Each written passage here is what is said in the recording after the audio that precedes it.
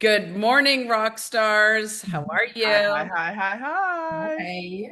Hi. So today we have a guest with us who we love to refer to as the Bionic Beauty.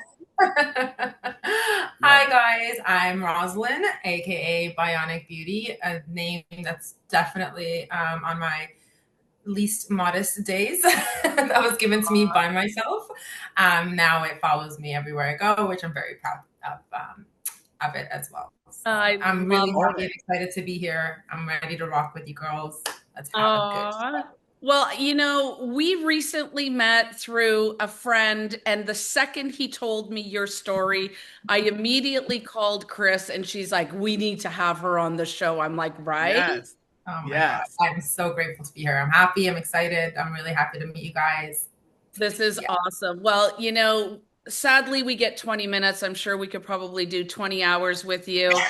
Chris and I have a million questions, and we're going to ask you to jam it all into a few minutes. So, can you tell our community sort of what you've gone through in the last little bit and what you're doing today? Yeah. I mean, if you're only going to give me 20 minutes, I'll try my best Oh, to you wrap don't it even all get 20 minutes to tell the story. You get like about two or three, and then we're going to be on you asking you all up. kinds of questions. Awesome. So I am, if you guys know a little bit about me, I am an above knee amputee. My accident was in September 2021. So I'm very, very new to the community. I'm still figuring my life out, as most people are every day anyway, without, certain circumstances.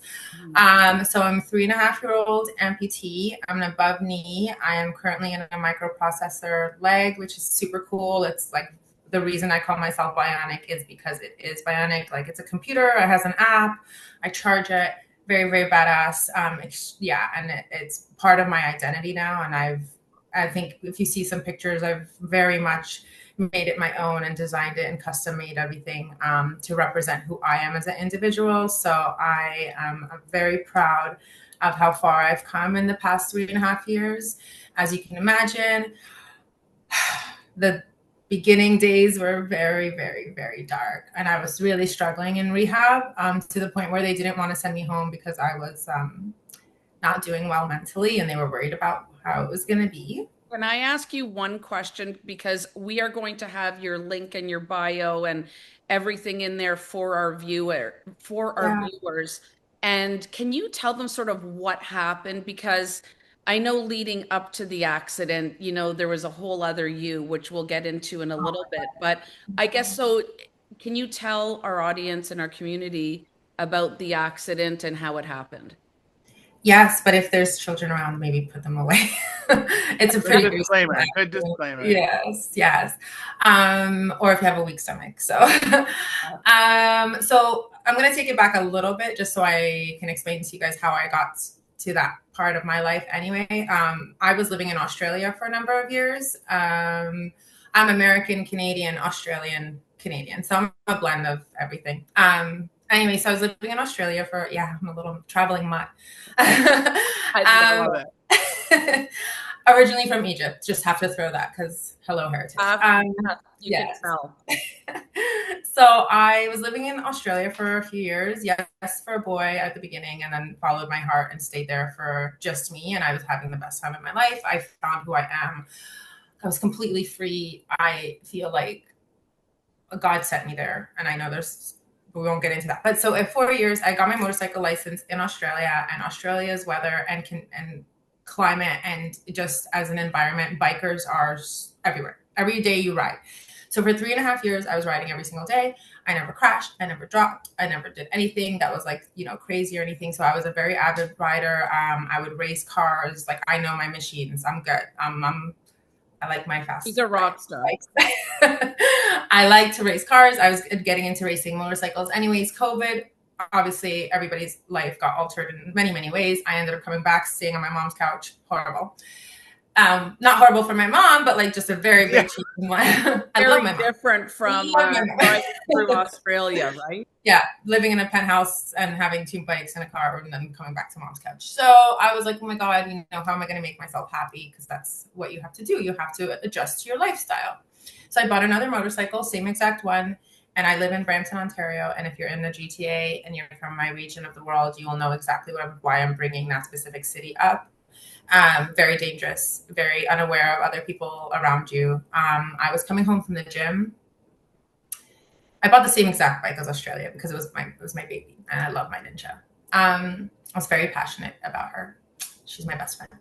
So I was coming home from the gym, as I do all the time. It was COVID. I had a special hookup. Only one gym in Oakville was open, and I used to go there on a regular basis. And then I was riding home. It was the evening, and it was the 403 to the 410. It's a really bad interchange of exit and entrance at the same time. I was riding. I was leaning in to take the exit. But at the same time, I could see a minivan in my side mirror that he was coming up way too close, and he wasn't even aware that I was there. So, and then I saw a minivan. I thought kids. I'm like, okay, I don't want to crash here. So, like your brain just does a million things at a time. And when they say fight or flight, it's amazing how calculated you become in a state of emergency. So I'm like thinking all these things in the middle of a turn, and I'm like, children, avoid, and then I straightened out because he clipped my back tire and I had nowhere to go. And I just collided head on with the brick median, those like medians, on the highway. I had watched so much YouTube.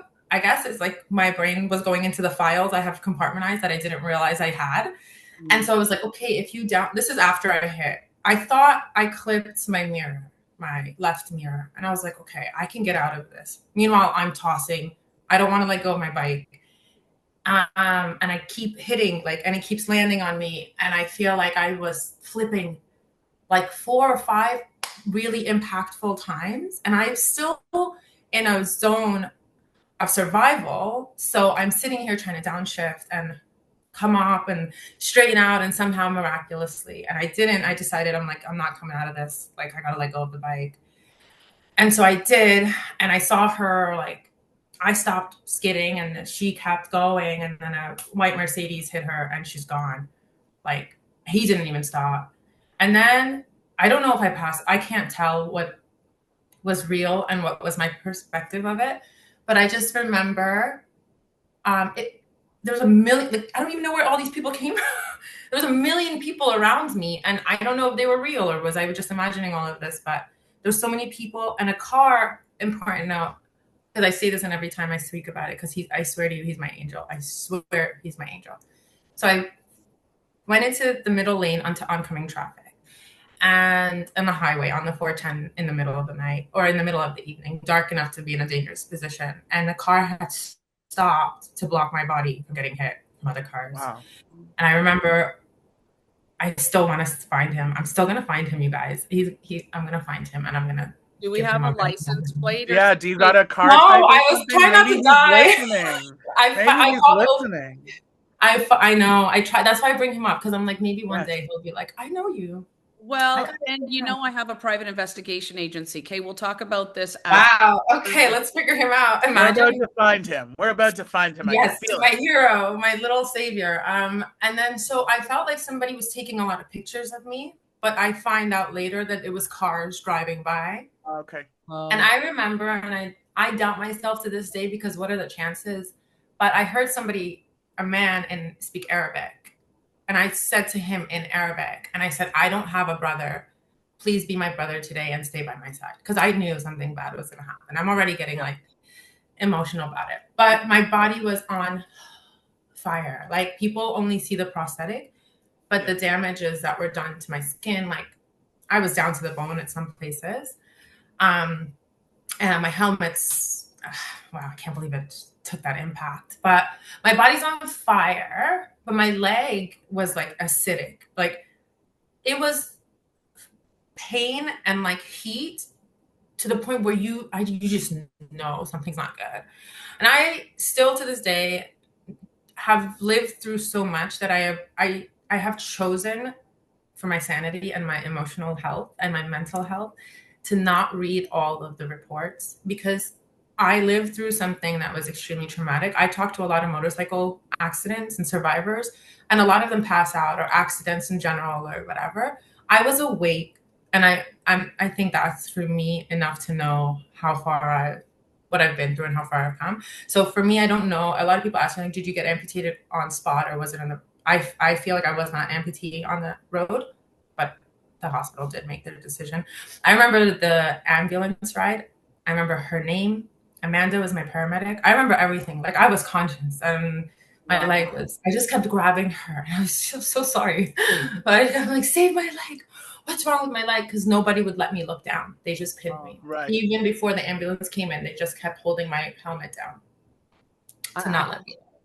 I have to say, such love, such respect for you to be able to, even at such a short time, like it's only been 3.5 years, to be able to talk openly about it, right, Chris? I mean, we talk about this all the time, and we all go through stuff, and it's traumatic for us. But when you hear stories like yourself, talk about resilience. And, wow. And sort of fast forward, you went into our friend's shop and bought another bike. I bought it before I bought my leg. I told you this on the phone. Wow. Tell I got to hear that story. Yeah.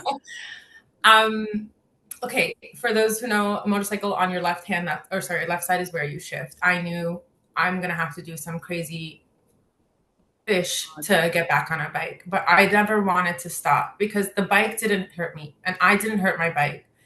I got into an accident and lost a lot that day. I didn't want to lose more. I love motorcycles. I love the freedom and the independence and the thrill and the zen and the peace they give you. My bike didn't hurt me, and I never want to lose another one again.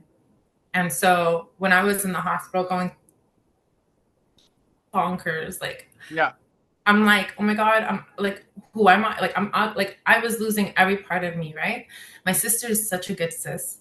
I'm the baby sister, and I've been using that card. I love that. I love that honesty. But yeah, so she's also like a doctor, psychologist. Like, so she's amazing. And like, again, like, just, I know why, like, God paired us because, again, like, she's just perfect. So she stepped into like mom mode right away. And she was like, look, I didn't know what a prosthetic was. I've never been around anything. So she went into like this research stuff and blah, blah, blah. And she was like looking up legs and knees and feet and doctors. And I'm like, motorcycle accidents. Yeah. How do I ride again? Like, I was just going crazy. So then I called Jean-Luc, Energy Power Sport in Oakville, because I saw a 3-wheeler and I've never been on one. So I called and I spoke to the girl that's still there, and we're still friends. We just went riding actually on Women's International Day, Sherry. And I told her, and I was like so ashamed to say, like, I lost my leg and I don't know what to do because and I'm still in rehab and I need a bike. Like, that's just not a conversation that most people would have. So, right? I'm just saying, Chris, we talk about resilience, and it's sort of like, telling other women, whether they're founders, entrepreneurs, survivors, people, like, I feel like we all survive stuff, but you not only survived, but you were like, this is not taking my ass down. Right? No. I know. I lost so much that day, and I just did not want to lose that part of me. Like, I knew my life would forever be so just the most different way possible. And I still am so like adjusting to it, but also like really happy with how far I've come. But I did not my motorcycle. And so when Jean-Luc and Energy Power Sport and Sherry, she was like, oh, I used to ride and now I'm on 3 and I love it. Like, my heart, like, finally I took a nice deep breath. Ever since the accident, I hadn't taken a nice deep breath. And she said something like, she just like, first of all, the woman on the phone, like, just having a woman to talk to was amazing. Having an ex 2-wheeler and now a 3-wheeler is amazing. Somebody that didn't have one judging moment about like an accident. Like, I can't believe you're calling me, like, get better and then find your way back. And she was just like, yeah, no, you're gonna love it. And this is her. So she was like immediately supportive. And I said to my sister, while she was searching for legs, I'm like, I think I found a bike. She's like, oh, okay. Like I found a bike and I found a bike. The yin and the yang, right? And so you never had I love the fact that you never had a hesitation to continue your passion, whatever your passion is, right? And that for you was writing, but it was also living, it was adjusting. Yeah. It was a really hard thing. When I came home, that's when it all hit you. When you're safe house, like when you know where you are in your home, and this is my territory and this is my safe zen place and this is my haven, and now it's terrifying and you don't know how to cook for yourself, and like stairs, or I think my house got bigger, I don't know, but like, they went from like 12 stairs to like 409. I'm pretty sure I counted one day. I was like, why is this house so big? But in rehab, I was going crazy. And then they have this magazine, and I just brought it just to show. It's called Thrive, and it's for limb loss amputee community. And so they have it everywhere because, unfortunately, this is your life now. So I was like digesting these words. I was doing homework, you guys. Like I was reading pictures. I don't know how you read pictures, but I was reading pictures. Yeah. And I was studying and like taking notes. And then I was like, these are great. This is great content, but this is not what tomorrow is. This is 10 years from now. These are great, successful people. This is goals, but not information.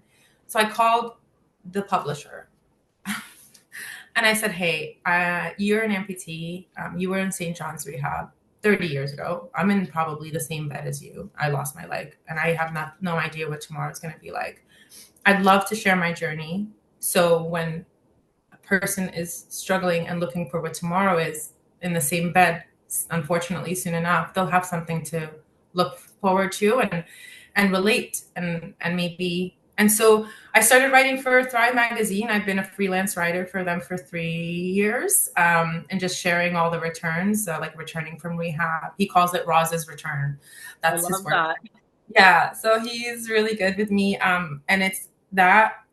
And I get people stopping me at like prosthetist appointments. They're like, are you Roz? And I'm like, yeah, hi. And they're like, oh, we read your work. You're amazing. And this and that. I'm like, oh my God, as long as it made a difference in one person's life, that's all. But it honestly gave me like, thank you. It gave me, like, I felt like I needed to set an example for whoever's going to be reading it next. And it gave me that push to do better. So then I did a fitness competition so I can show people that you can do anything. So I gave myself a 1 year. I saw some of your pictures on Instagram, like in a bathing suit and in workout and sporting and it was like you were wearing it proud. It's almost like you took this tragedy and turned it into your purpose to help. Yeah. And that didn't happen overnight. I will never say that it was, when we go through something, I think it's really important to go through it. And I'm not like in the clear. I'm still up. Like, it's still like, I feel like people are like, oh, you're doing so great. I'm like, yeah. But like, I do dip. Like I have I'm still a woman, first human. of all. You're still human. I'm still human. Yeah. I'm like, I love that people like look at me and they're like, wow. And I'm like, what? Yeah. But sometimes I'm sad. So like, I'm not always like, yay. For the most part, yeah. But I'm still a human being, and I still try to remind people because I don't like to set the unimaginable expectation. Because people look up to me and they're like, oh man, you're doing so good. You're on the cover of Parasport, which I'm going to totally show you guys now. Yeah. Yay. This is my. Yeah. Aw. I love this moment. I love that. And I showed Chris how because we've got a few questions and then sadly we have to I know.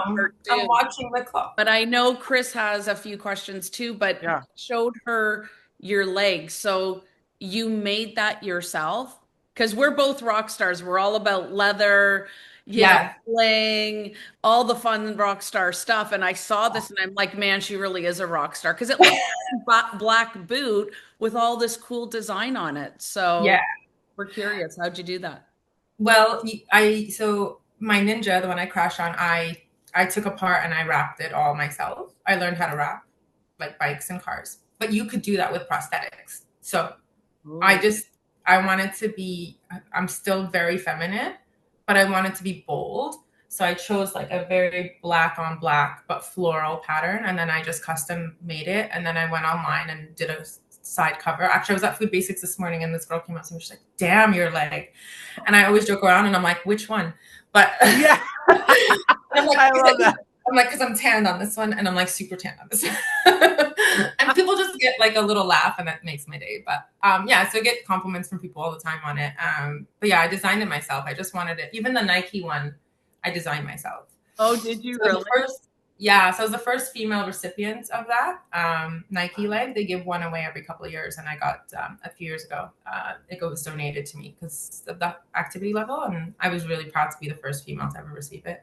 And I'm always encouraging more and more females that are active, that I know in my community, to like go up there and get supported and be the next female and stuff like that. Yeah. I'd love to pass the torch. It would be really nice. Oh, I love it. I think it's amazing. Yeah, I think it's amazing what you're doing. And what I love about your story is, and I think that Adrianne and I talk about this all the time, is that it's great to have those, here's the end, here's the success, here's the 30 years later. But Right. You're right, getting there is Right. not always up. Like it's not always up. The struggle is real. The challenges are there. And I love that you're sharing that journey so openly, because the amount of impact you can have on that person, like you said, who's in that bed tomorrow, that they're not ready to see 10 years from now. They're not even thinking about what this could look like 20 years from now or in the end. They're wondering about, like, how do I do tomorrow? That's so the it. fact that you're giving them this resource of, like, don't worry, tomorrow's going to be hard, but there is this, but how it could look, and maybe the next day looks like this. And so I think you should be incredibly proud of what you're offering to people, is that sometimes we all need hope, but sometimes we needed like spoonfuls, Right. Like, just give me a little bit to get to tomorrow, because I'm not ready for a jug of it for 10 years from now. I'm ready for like a little tiny spoonful that I can make it up 400 stairs to go to bed. Like, that's what I need.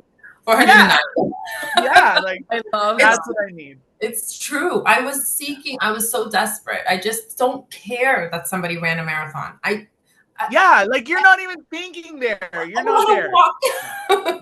And so I was looking for peer support everywhere, and they have like the Amputee Coalition of Canada, but it was COVID and nobody was willing to come out and see me.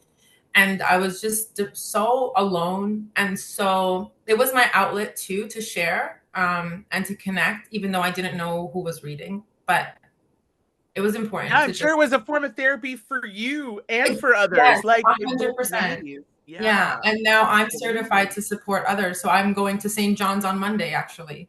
That's amazing. To do a peer support. Yeah. So I make sure that I'm real. I'm not going to be like, you're going to be wonderful. Like, it's not, it's tough. But you're tougher. I tried to give that message out. Like, you can be tougher than whatever. I love that. And, there's so much we still have to ask you. So we definitely, in the next week or two, we're going to do a part 2. You need a follow-up. I have 1,000 questions for you, but the one thing I can definitely say and share with Chris, you're definitely unbreakable. Our last question, as always, I'm going to ask you, what does it mean to you to be unbreakable? Oh, that is such a good question. Should have started with that. I think every single time. There's no right and wrong answer. When I think of unbreakable, I look at you. Oh my God. Yeah. Right? So what would that sort of statement mean to you? Oof. I don't know if I can wrap that up in like a one like golden moment. But yeah. I think being unbreakable, I would probably, and I was thinking about it earlier, I would say continuously showing up for yourself every single day. Like, and more importantly, looking back and understanding and giving yourself all of that appreciation that you've done all of the great things. It doesn't have to be all these mountain high peak things, whatever. Just overcoming every single day, or like moving forward, or finding a better version of yourself and working towards that, no matter what you've been served, is really like, that's, I think, makes somebody unbreakable, because you're still continuing to show up for yourself. You're still working just as hard as yesterday, and if not more, to get to where you want to be. That's unbreakable. Amazing. I love that. And you know what? You just hit, like, I don't know, 5 of our points, right, Chris? Yeah. Showing up, showing up. That's a huge one for us. Showing up. Yeah, giving yourself the grace, the space, the forgiveness, and we love you. Thank you so much. I love you, Kurt. Big love for you. Thank you. And thank you for sharing your story. Thank you for spending your morning with me. I really loved it. I can't wait to follow more of your journey. I'm excited. I'm excited what you're doing. I can't wait. Ladies again. And all the ladies listening, this is exciting. Yes. Cool. Thank you so much for today. I can't thank you enough. I really appreciate you, both of you. We appreciate you. Thanks for sharing. Chat soon.